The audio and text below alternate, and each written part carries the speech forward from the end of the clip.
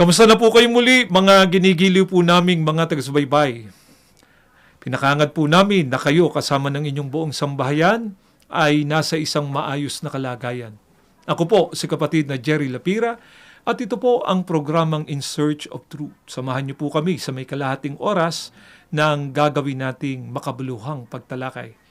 Sa unang bahagi po ng ating programa ay pakinggan at panoorin po muna natin ang kasaysayan ng pagkakatawag sa Iglesia ni Cristo ng isa naming kapatid mula po dyan sa lokal ng Bungabong sa distrito eklesyastiko ng Palayan City, Nueva Ecija. Siya po ay dating masiglang kaanib sa Iglesia Katolika at ang kanya pong propesyon ngayon ay isa siyang abogado. Ang tinutukoy po namin ay si kapatid na Joan Beverly Sales. Pakinggan at panoorin po natin ang aming binabanggit na interview.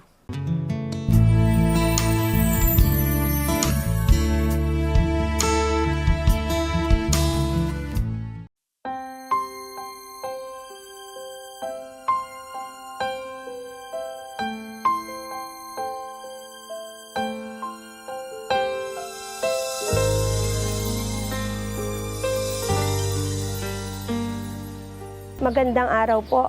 Ako po si Joan Beverly Laugo Sales ng lokal ng Bungabon, distrito ng Palayan City, Nueva Ecija. Ako po ay graduate ng Bachelor of Laws at pasado ng Bar Exam 2023. Isa po akong clerk sa Regional Trial Court ng Cabanatuan City. Ako po ay isang diakonesa. Ang aking asawa po ay si Angelito T. Sales at ang aking mga anak ay sila Jared Lex A. San Sales at Lexine Angel Sales. Sila po ay parehong mga awit ng pagsamba ng kabataan at kalihim din po ang aking panganay. Dati po akong Katoliko at tagalikom ng abuloy kapag may misa. Palagi din po ako noon na angel kapag may panuluyan, pagka magpapasko.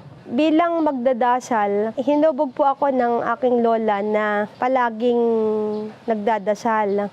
Pagtungtong po ng alas 6 ay nagdadasal na kami sa aming altar sa bahay. At kabisado ko po yung mga dasal, mga misteryo ng hapis, mga luwalhati. Kaya po hinubog ako na maging masigla na Katoliko. Naalala ko po noon, pagkatapos ng eskwela, magkatapat lang po kasi yung eskwelahan namin at ang simbahan. Palagi na po kaming nakaluhod na nagdadasal mula sa dulo ng pintuan hanggang sa altar. Nabago po yung pagkakilala ko sa relihiyon nang maimbitahan po ako na makinig sa pagsamba ng Iglesia ni Cristo. Na may nag-imbita sa akin na kung pwede ako na makinig, tinry ko rin naman po na makinig at nabago nga po yung aking pananampalataya. Nung una po, pagka may nag-iimbita sa akin na Iglesia ni Cristo, ginagawa ko po ng paraan para hindi naman po talaga ako magpunta kasi ayaw ko po talaga. Hanggang sa dumating na rin po yung time na pinagbigyan ko po siya at nakinig nga po ako na dumalo po ako ng pagsamba. Nagulat po ako kasi iba po yung pagsamba na nakagawian ko sa Katoliko saka sa Iglesia ni Cristo. Yung comparison po malayo. Magkaiba yung upuan ng babae at saka ng lalaki. At tahimik po talaga. Walang nag-uusap at lahat po ay taimtim na nakikinig at nananalangin. Kumpara po sa nakagawian ko na maari ka namang mamili kung saan mo nanaisin na maupo. Nabago po ang aking pananaw sa pananampalataya nung masuri ko po na iba talaga yung mga nakagawian ko na paniniwala sa Iglesia ni Cristo. Sinusulat ko po yung mga naririnig ko na sinasabi ng ministro para pagdating ko po ng bahay, mache-check ko po kung tama po talaga yung mga talata ng Biblia na binabanggit niya po. Maraming beses po na ganun ang ginagawa ko hanggang sa nalaman ko po talaga at natutunan na totoo nga po talaga yung mga sinasabi ng ministro na base po talaga sa Biblia. Nung malaman ko po na totoo nga po at base sa Biblia ang lahat ng aral ng Iglesia ni Cristo, noon po ako nagdesisyon na ipagpatuloy na po ang pagdodoktrina. Yun po ay taong 2002. Ang mga aral po na napakinggan ko sa Iglesia ni Cristo na tumatak po talaga sa akin ay yung hindi po talaga tatlo ang Diyos. At ang Diyos po ay isa lamang at yun ay ang Ama. At wala po sa Biblia yung tatlong persona. Naunawaan ko rin po na ang Iglesia ni Cristo lamang po ang maliligtas. Kaya tinanggap ko ang katotohanan na yon ay dahil yun ang nakabase sa Biblia. Bilang nag-aaral ako ng law ng mga panahong iyon, naghahanap ako ng mga batayan o mga saligan kung bakit ko paniniwalaan ang mga aral na yon. Kung kaya't sinuri ko yon na napatunayan ko na yun talaga ang nakalagay sa Biblia. Nabautismuhan ako sa lokal ng San Mariano, San Antonio noong April 2, 2003. Nung araw ng bautismo ko, pakiramdam ko ay hindi na ako yung dating ako. Naramdaman ko na may panibagong pagkatao na naramdaman ko nung araw ng bautismo na yun. Nakinilala ko na napakalaking biyaya sa buhay ko na maging Iglesia ni Cristo ako at pinangangarap ko rin na habang buhay ako maging Iglesia ni Cristo at maibaong ko to hanggang sa kamatayan. Maraming bagay sa buhay ko yung hindi ko naramdaman noong araw bilang Katoliko kumpara sa ngayon. No? Ngayong Iglesia ni Cristo ako, wala akong bagay na hindi ko kayang pagtagumpayan, lalo na po sa mga aspeto ng problema at pagdadala ng buhay na ito. Malaki ang kinalaman ng panalangin at saka ng pagdalo sa pagsamba. Yung mga pagtuturo ng ka Eduardo V. Manalo na napapakinggan ko sa mga pagsamba ay nagsisilbing saligan sa pang-araw-araw kong buhay. Kaya may papangako ko sa Panginoon na lahat ng kung ano mang meron ako o matanggap ko ay ihahandog ko rin po sa Kanya. At magpapatuloy po ako sa kasiglahan ng paglilingkod sa Iglesia ni Cristo hanggat ako'y may buhay. Ako po si kapatid na Joan Beverly Lao Gozales at ikinararangal ko po na ako ay Iglesia ni Cristo. Ang napanood at napakinggan po natin ay ang aming sinagawang interview kay kapatid na Joan Beverly Sales. Siya po ay mula dyan sa lokal ng Iglesia ni Cristo sa Bungabon, sa Distrito Eklesyastiko ng Palayan City, Nueva Ecija. At sa aming pong pagbabalik ay isasagawa na po natin ang pag-aaral ng mga salita ng ating Panginoong Diyos. Huwag po kayong bibitiw. Magbabalik po ang programang ito. Magpapakilala lamang po ang aming himpilan.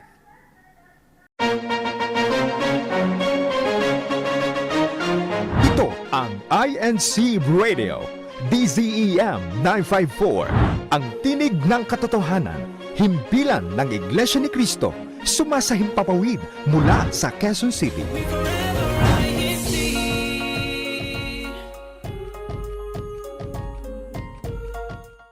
Nagbabalik po ang programang ito, ang In Search of Truth. At sa pagkakataong ito ay ipinaabot po namin ang aming pagbati sa lahat ng aming mga kapatid sa Iglesia ni Cristo na nasa iba't ibang panig ng mundo. Gayon din po yung mga panayan na sumusubaybay sa palatuntunan ito.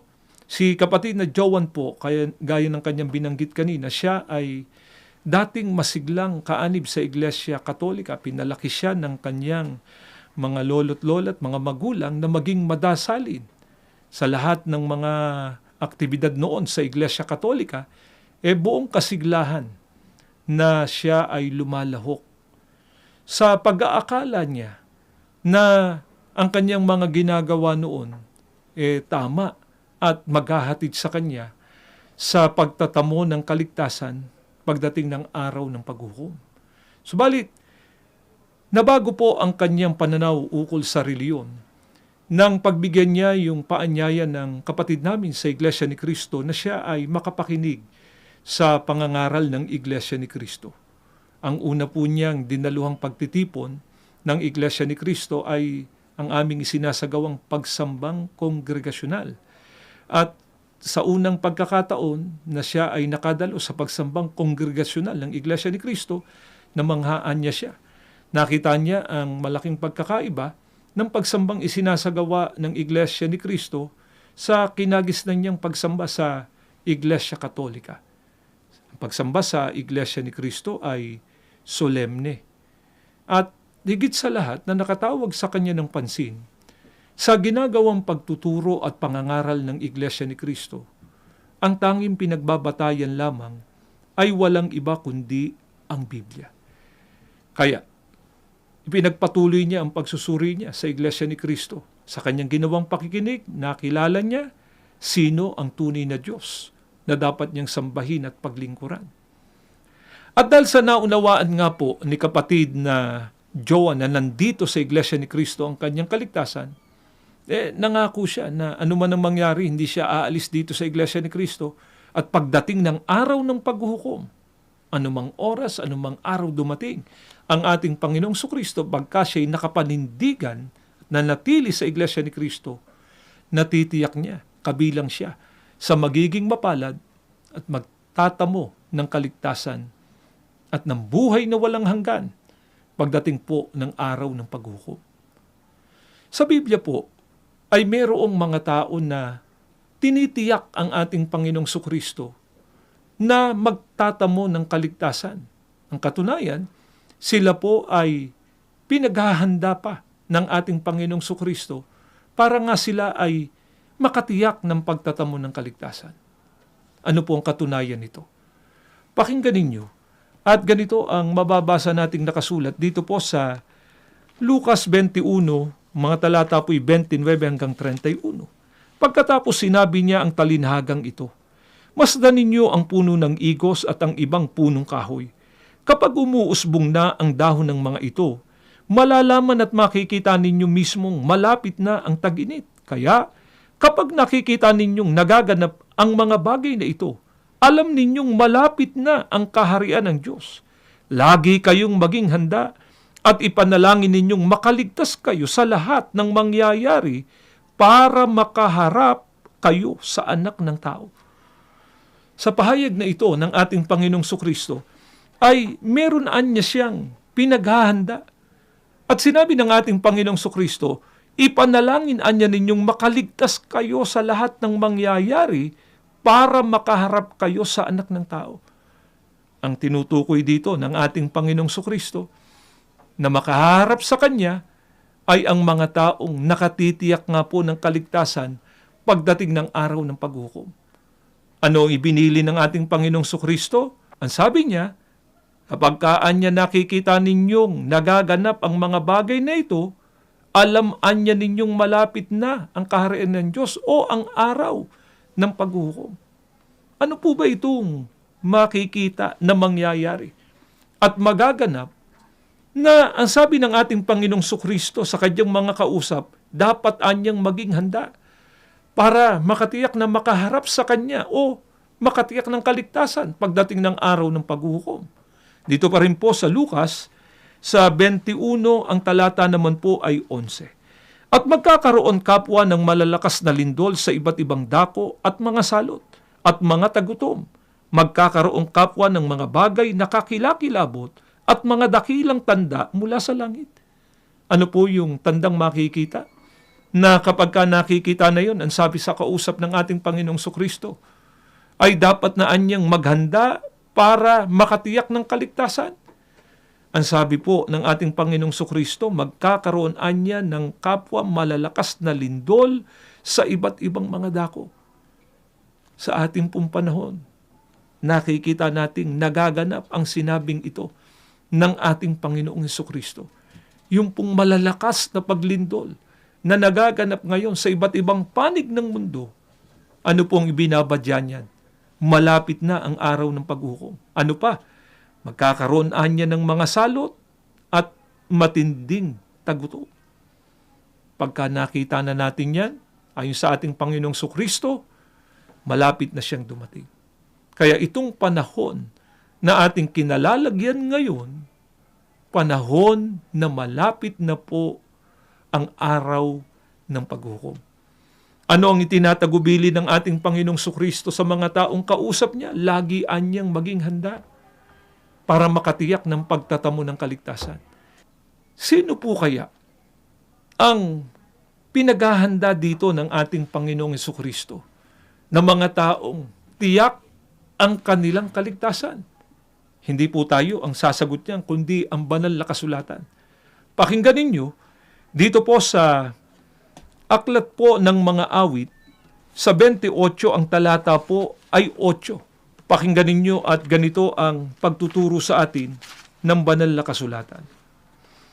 Ang Panginoon ng kalakasan ng kanyang bayan, ang muog ng kaligtasan para sa kanyang hinirang.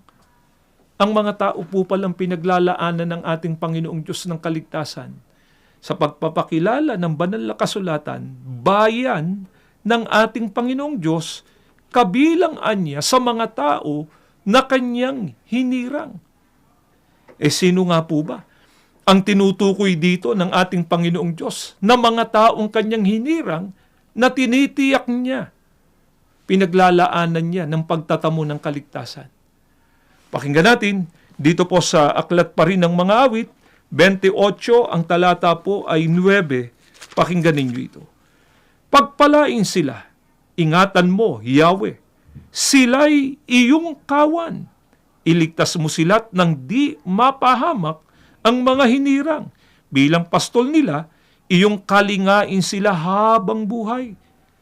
Ang tinutukoy po pala ng ating Panginoong Diyos na kanyang mga hinirang, mga taong kabilang sa kanyang bayan na pinangakuan niya ng kaligtasan, sila rin po ang mga taong kabilang sa kanyang kawan. Sa panahong Kristiyano, meron nga po bang ipinakikilala ang banal na kasulatan na kawan ng ating Panginoong Diyos? Hayaan nating Biblia pa rin po ang sumagot. Dito po sa Aklat ng Mga Gawa, 20:28, salin po ito ni Ginoong George M. Lamsa, sa pagkakaliwat na rin po sa wikang Pilipino, pakinggan ninyo. Ingatan ninyo kung gayon ang inyong sarili at ang buong kawan. Narito'y hinirang kayo ng Espiritu Santo ng mga katiwala upang pakanin ang iglesia ni Kristo na binili niya ng kanyang dugo. Sa panahong Kristiyano, ang ipinakikilala po ng banal na kasulatan na kawan ng ating Panginoong Diyos ay walang iba kundi ang iglesia ni Kristo.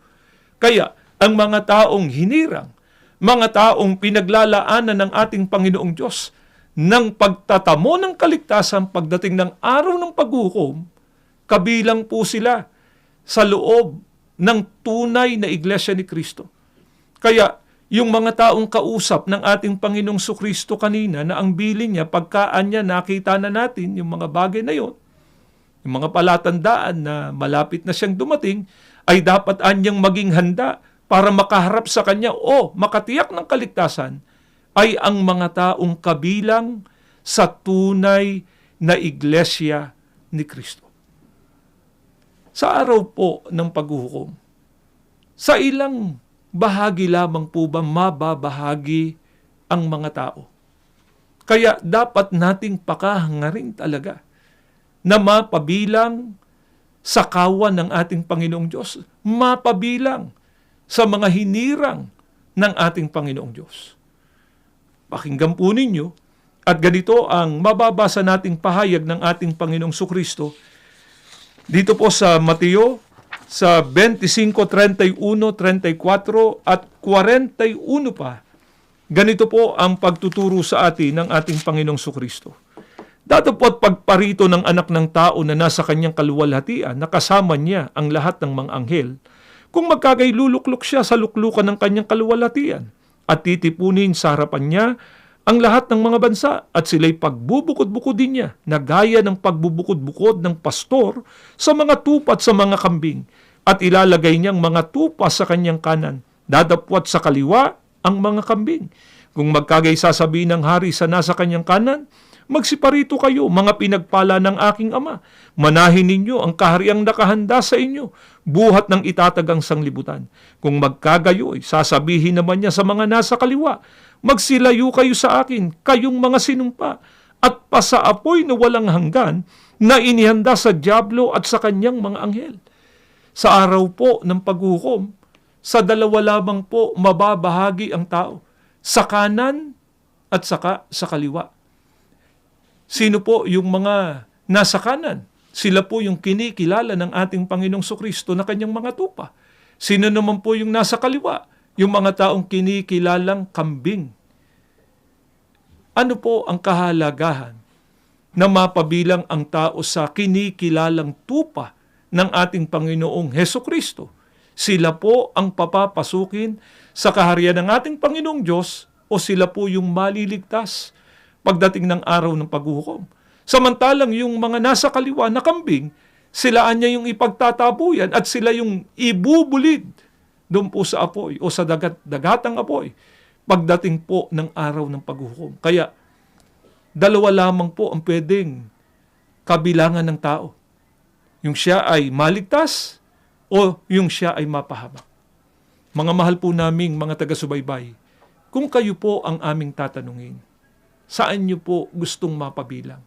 E tiyak po naman, ang isasagot ninyo sa amin doon sa mga taong magiging mapalad, sa mga kinikilala ni Kristong kanyang mga tupa na paglalaanan ng buhay na walang hanggan sapagkat sila'y makapapasok doon sa kaharian ng langit o sa bayang banal. Kaya dapat po tiyakin ng tao, kabilang siya doon sa kinikilala ng ating Panginoong Sukristo na kanyang mga tupa. E paano po ba natin makikilala ang mga taong ang pagpapakilala ng ating Panginoong Sukristo ay kanyang mga tupa? Hayaan nating Biblia po ang sumagot dito po sa 1, sa Gs ang talata po ay 3. Ganito ang maliwanag na mababasa natin. Binubuksan siya ng bantay pinto at dinirinig ng mga tupa ang kanyang tinig. Tinatawag ang kanyang sariling mga tupa sa pangalan at sila'y inihahatid sa labas. Ayon sa ating Panginoong Sukristo, ang kinikilala niyang kanyang mga tupa, tinatawagan niya ang kanyang sariling mga tupa sa pangalan. E sa kanino nga po bang pangalan? Tinatawag ang mga tupa ng ating Panginoong Sukristo. Dito po sa Santiago 2:7 ng isang sali ng Bibliang Ingles sa pagkakaliwat na po sa wikang Pilipino natin basahin, pakinggan natin ito. Hindi ba't hinahamak nila ang banal na pangalan ni Kristo na sa inyo'y itinatawag? Ang may pahayag po nito ay si Apostol Santiago. Sino po ang kausap niya? Ang mga taong kay Kristo. Ano sabi niya? Hindi ba't hinahamak nila ang banal na pangalan ni Kristo na sa inyo anya'y tinatawag? Sa makatwid, sa pangalan po ng ating Panginoong Sukristo, tinatawag ang mga alagad o ang mga kinikilala ng ating Panginoong Sukristo na kanyang mga tupa. Hindi po bang mga tupa ang nakatitiyak ng kaligtasan pagdating ng araw ng paghuhukom? E paano nga po ba kung itawag ang pangalan ng ating Panginoong Sukristo sa mga taong kinikilala niyang kanyang mga tupa? Hayaan nating Biblia pa rin po ang sumagot dito po sa Roma 16:16 ay ganito ang ating mababasa, pakinggan ninyo. Magbati ang kayo ng banal na halik, lahat ng iglesia ni Kristo ay bumabati sa inyo. Tinawag po na iglesia ni Kristo ang mga kinikilala ng ating Panginoong Sukristo na kanyang mga tupa. Kaya nga po, ang mga taong napabilang sa tunay na iglesia ni Kristo, sila rin po yung napaloob sa kawan. Yung kawan, nandyan ang mga taong hinirang, mga taong pinaglalaanan ng ating Panginoong Diyos ng kaligtasan. At ang kawan nga po ay walang iba kundi ang iglesia ni Kristo. Kaya nga po, sa ginawang pakikinig at pagsusuri ni kapatid na Joan Beverly Sales, ang sabi nga niya ay bilang isang abogado niya, ayaw niyang madaya Ayaw niyang magkamali ng gagawin niyang pagpapasya, lalong-lalo na sa pagpili ng reliyon. Kaya tiniyak niya na sa kanyang gagawing pagpapasya, tama ang kanyang pinagbatayan. Ang pinagbatayan niya sa kanyang ginawang pagpapasya ay ang mga katotohanang nakasulat dito sa Biblia. Naunawaan niya at lubos niyang sinampalatayanan. Nakasulat sa banal na kasulatan ng mga taong nakatitiyak ng kaligtasan pagdating ng araw ng paghukom. Nasa loob sila ng tunay na Iglesia ni Cristo. Dahil nga po doon, nagawa niyang itakwil yung nauna niyang paniniwala. Tinakwil din niya yung dati niyang reliyon, ang Iglesia Katolika, at siya'y umanib sa Iglesia ni Cristo.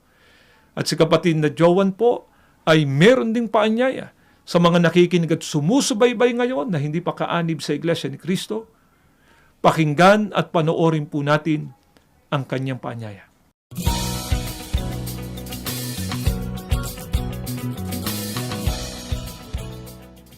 Sa hindi pa po kaanib sa loob ng Iglesia ni Cristo, inaanyayahan ko po kayo na makinig at magsuri sa mga aral ng Iglesia ni Cristo upang malaman nyo rin po ang katotohanan sa ikapagtatagmo ng kaligtasan. Nawa po ay nakatulong ang ginawa naming paglalahad na ito ng mga salita ng ating Panginoong Diyos. At loobin nawa ng ating Panginoong Diyos na bago dumating ang kawakasan o ang araw ng paghukom, ay kahabagan ng ating Panginoong Diyos na magkasama-sama na rin po tayong lahat dito po sa Iglesia ni Cristo. Bago po tayo magtapos, ay inaanyayahan namin kayo sa isang panalangin. Panginoon na aming Diyos, salamat po ng napakarami sa iyo sa pag-ibig at pagmamahal mo sa mga tao na iyong nilalang. Na pagdating ng araw ng paghukom, hinahangad mo po na magtamo kaming lahat ng pangako mong kaligtasan. Kaya naman po sa pamamagitan ng palatuntunan ito, nahayag ang iyong mga kalooban, mga kautusan mo na dapat napakinggan at sampalatayanan ng mga tao na ang pag-anib sa tunay na Iglesia ni Cristo ay kailangang gawin ng tao para makatiyak ng pagtatamo ng kaligtasan. Maawa ka nawa po sa mga nakikinig na hindi pa kaanib sa Iglesia ni Cristo. Nawa po sa pamamagitan ng mga katotohanan ng kanilang napapakinggan, naway makapagpasya na rin sila na pumasok sa loob ng Iglesia ni Cristo. Panginoong Hesukristo, lumalapit po kami sa iyo. Kaawaan mo kaming ipamagitan sa aming mga panalangin at patuloy na pagpalain ang lahat ng iyong mga hinirang. Ama, sa muli naming paglapit, di namin makakalimutang ipanalangin ang kapatid na Eduardo Manalo. Patuloy na ingatan ang aming pinakamamahal na kapatid, alang-alang sa ginagawa po nilang pangunguna sa kabuuan ng iyong iglesia. Ang lahat, mag-alang na po naming ipinakikiusap sa pangalan po ng aming tagapagligtas na si Kristo Jesus. Amen.